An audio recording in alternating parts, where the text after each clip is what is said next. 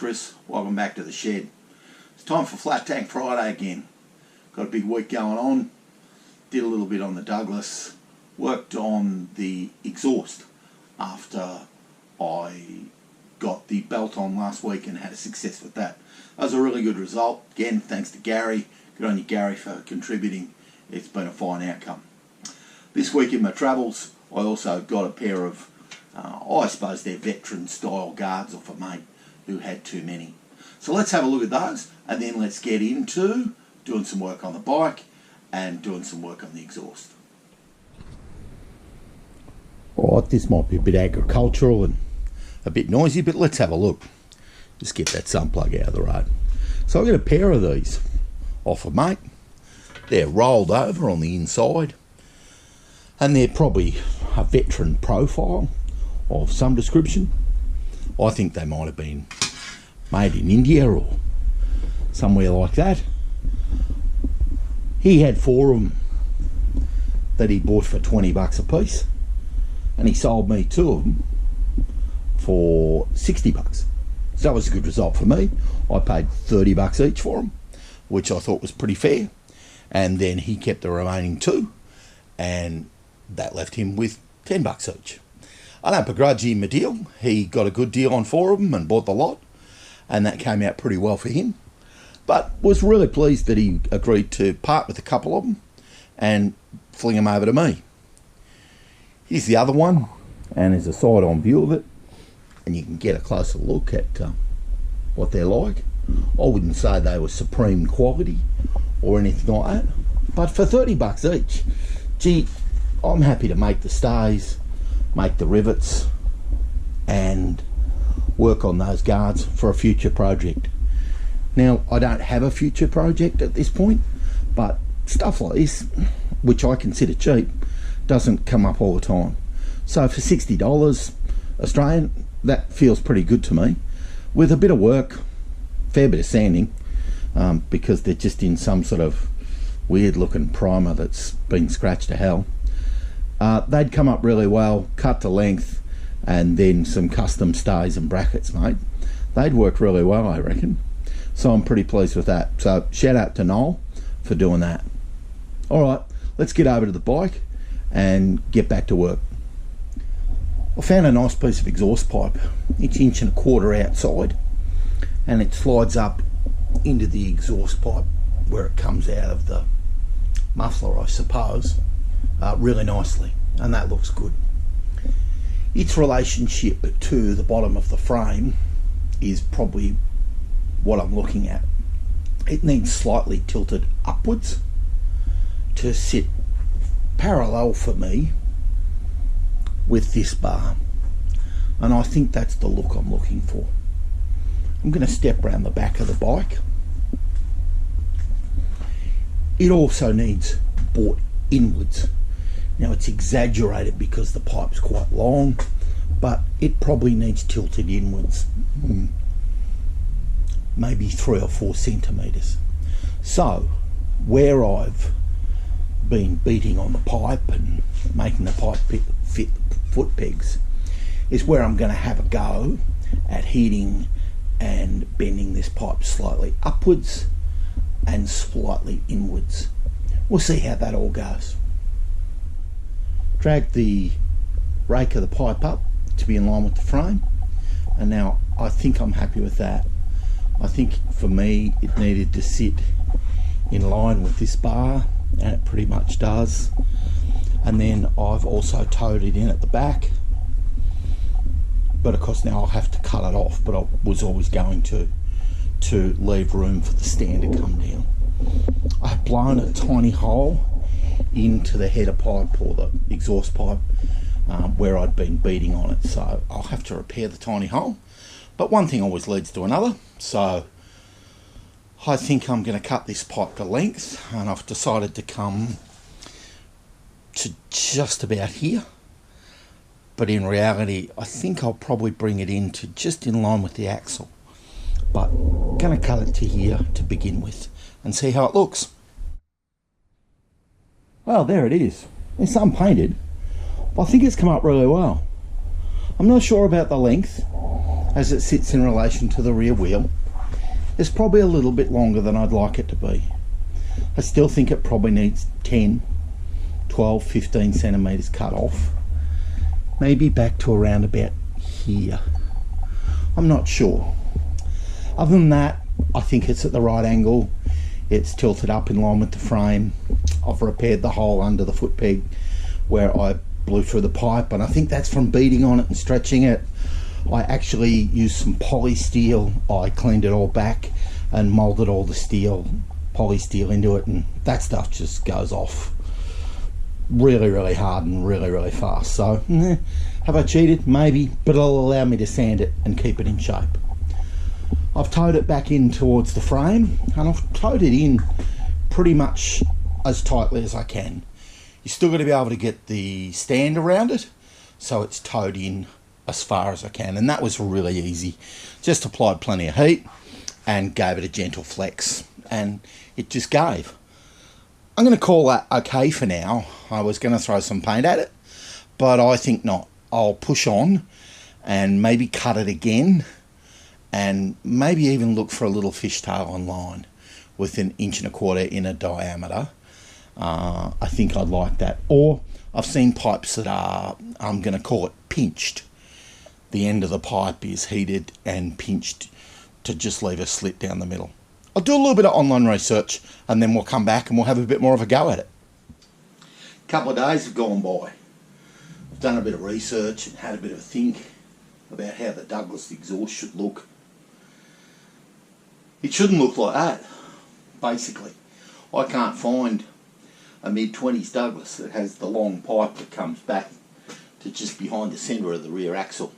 So they all appear to be tucked underneath and cut off. Maybe they're only this long. Some actually don't come out like this and under the pegs. They come out and go more under the centre of the bike. Not really knowing, but I'm guessing then that this has been a reproduction, and I'm pointing to the collector box off the exhaust manifold, and that this pipe was made to come out the side, but most of them went underneath. Not really sure.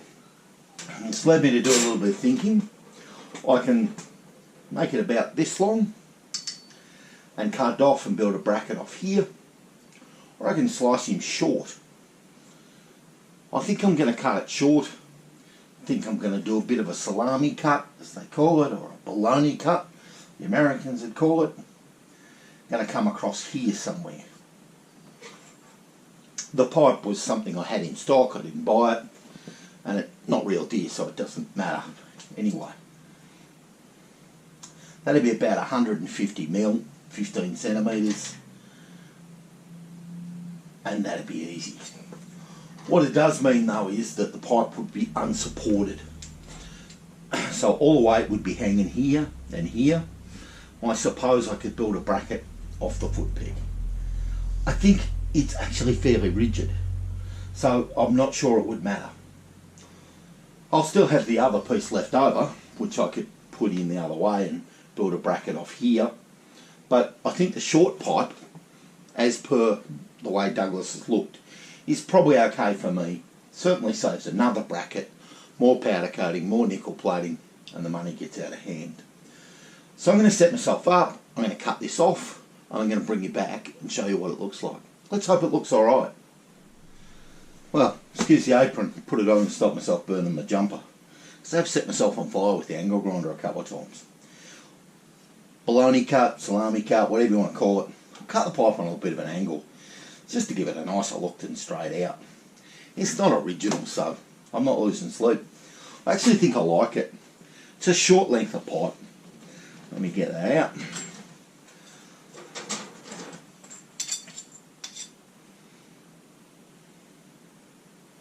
That's 23 centimetres long in total. And it slides into the pipe. Maybe 8 or 9, let me have a look. It slides into the pipe. No, only about 4 or 5 centimetres. So I can probably knock it a bit harder, but I don't want to. I went round with a flap disc, deburred it, filed out the insides, and I think I'm going to throw a bit of paint at it. I might even take the whole muffler off, paint right through, and then get a better feel for how it looks. It weighs 3/5 of nothing, so I don't think it's going to add any undue pressure to the pipe. There's no flex from back here anymore, and I probably like it, and it suits my course. I'm going to bring it in and give you a close look at it, and then we can pull it off and throw a bit of paint at some stuff. Pipe looks pretty good. Give it a light sand. As you look up, you can see the foot peg just sits over the top, and you can probably look in and see the poly steel where I cheated and filled that little hole. You'll just need a tiny flat clamp to go over it. I might slice the pipe and just let it crimp a little bit, and then it's going to sit just on that belt. There's plenty of gap around behind the belt, and there's plenty of room for your foot peg and your feet, and it shouldn't be in the road of anything. I like the way it looks. Is it original? No. Is it kind of like the original? Yes. Again, I'm suspecting that the muffler or the exhaust manifold and the exhaust outlet is a repop of some description, because it just doesn't quite go where you'd expect a normal Douglas one to go. I think that's going to look really good. I'll bring you back when I've got some paint on it.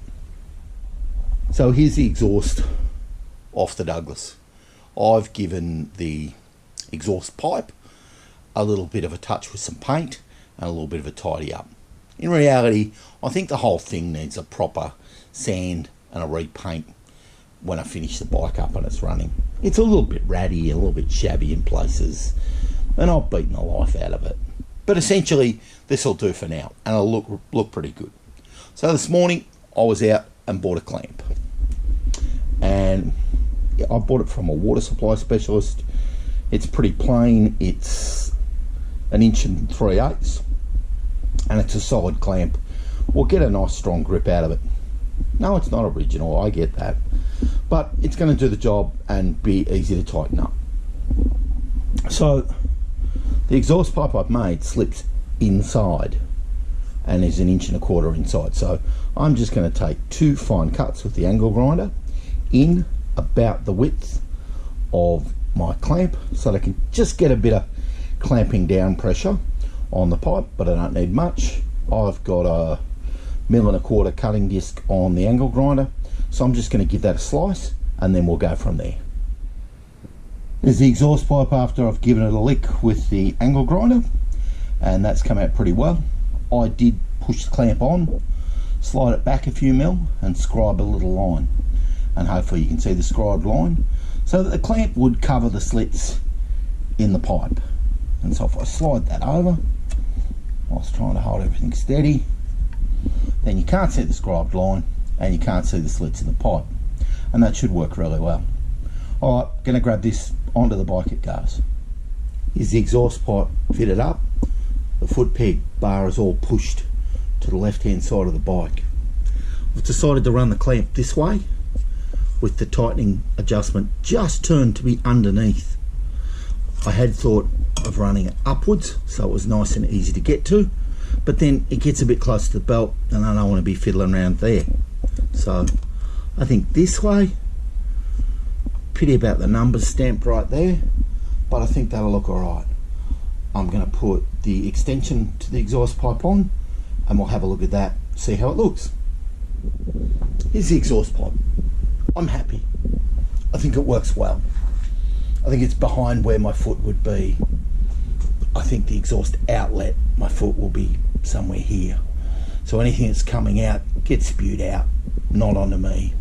The foot pegs are a good result, and I'm ready to cut these off, and that's a job for next week, and to put a little chamfer on the end.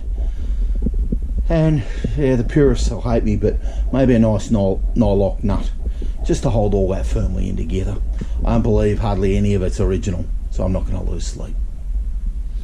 Anomaly, fuel pipe. And this is what you get when you don't completely build a bike before you start painting it. But as those of you know who watched it all, I got this bike pretty much the way it is, done a bit. So I made the fuel line. made it without the spark plug in there. Shouldn't have, because now the spark plug is right underneath the fuel line.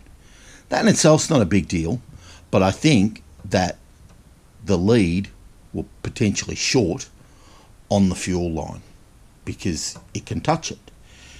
I don't think that's a good idea, having your lead being able to touch a copper line. So I'm going to do something about that. Not really sure what, but I am going to do something because that doesn't suit me.